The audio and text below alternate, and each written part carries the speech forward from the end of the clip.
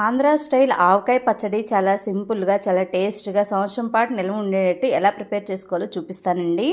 మనకి మామిడికాయ పచ్చడి అనగానే పెద్ద రసాలు కానీ చిన్న రసాలు కానీ తీసుకోవాలి.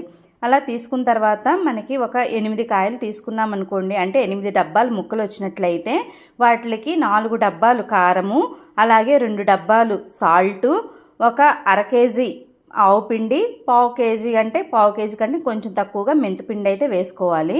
ఒక అర స్పూను పసుపు అయితే వేసుకోవాలండి. వెల్లుల్లిపాయలు ఒక అర కేజీ వరకు వేసుకున్నా కూడా మనకి బాగుంటాయి అన్నమాట. ఇంకా తర్వాత ఇవన్నీ కూడా మసాలా దినుసులన్నీ కూడా బాగా కలిపేసేసుకోవాలి 1 బై 1. వేసుకున్న తర్వాత మనకి పప్పు నూనె అయితే మనకంటే నువ్వుల నూనె, పప్పు నూనె అంటే మనకి ఇస్తారనమాట.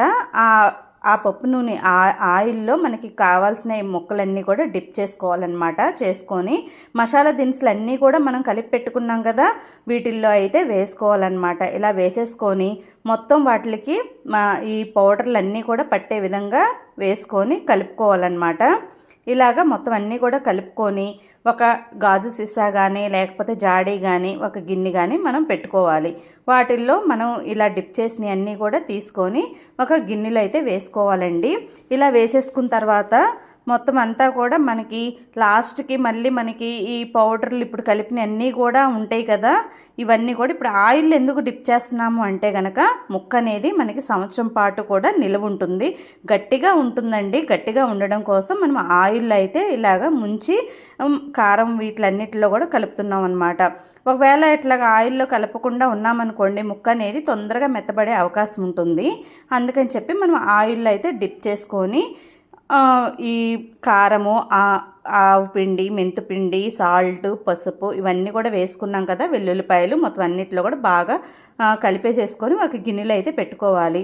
ఇలా గిన్నెలో పెట్టేసేసుకున్న తర్వాత మళ్ళీ మనకి ఇక్కడ కొంచెం పౌడర్ అనేది కూడా మిగిలిపోతుంది అనమాట. లాస్ట్కి మనకి ఎక్కువ మసాలాలు అంటే ఎక్కువ గ్రేవీగా కావాలి అంటే కనుక కొంచెం ఇవన్నీ కూడా ఇలా వేసుకుంటే కనుక మనకి గ్రేవీ అనేది చాలా బాగా వస్తుంది.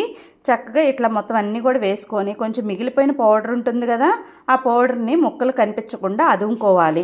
ఇలా అదుముకున్న తర్వాత మనకి ఆయిల్ అనేది మిగులుతుంది కదండి, కాస్త ఆయిల్ పైన అయితే పోసుకోవాలన్నమాట. 3 డేస్ తర్వాత ఒక్కసారి మొత్తం అంతా కూడా బాగా కలుపుకుంటే కనుక ఆయిల్ అనేది ఇంకా ఎక్కువగా వస్తుంది మనకి. మొత్తం కలిపేసేసుకొని ఫ్రిడ్జ్లో పెట్టుకుంటే 3 డేస్కి కరెక్ట్గా మనం కలుపుకోవాలి. 3 డేస్ కానీ 5 డేస్ కానీ మనం మొత్తం అంతా 3 డేస్ కలుపుకోవాలి. ఫ్రిడ్జ్లో పెట్టే పచ్చడి మనకి సంవత్సరం పాటు నిలువ ఉంటుంది.